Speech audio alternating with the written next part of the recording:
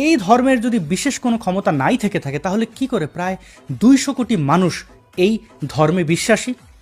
এই প্রশ্নের উত্তরে কয়েকটি ধাপ আপনাদের মনে করে দিতে হবে।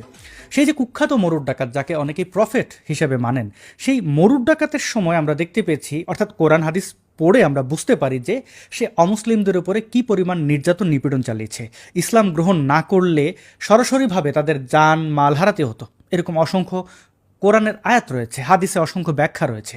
সে পেছন দিক থেকে আক্রমণ করে অমুসলিমদেরকে হত্যাই শুধু করতো না, বিভিন্ন ধুরন্ধরির মাধ্যমে তাদের উপত্যকা দখল করে নিত, যেভাবে সে মক্কা দখল করেছে, মদিনা দখল করেছে।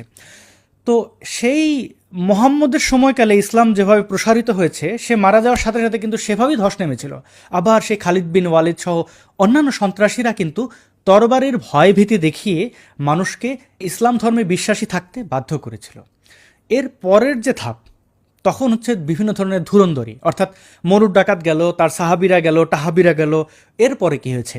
ইসলামের বিভিন্ন কেরামতি দেখানোর চেষ্টা হয়েছে। মোহাম্মদ হাতের আঙুলের ইশারায় চাঁদ দ্বিখণ্ডিত করেছে। সে সো কল্ড ফেরাউনকে নীল নদে চুবিয়ে মেরেছে, তাদের আল্লাহ আর কি, মোহাম্মদের আল্লাহ। এই ধরনের গল্পকেচ্ছা মধ্যযুগেও মানুষ বিশ্বাস করত, কারণ তখন জ্ঞান বিজ্ঞান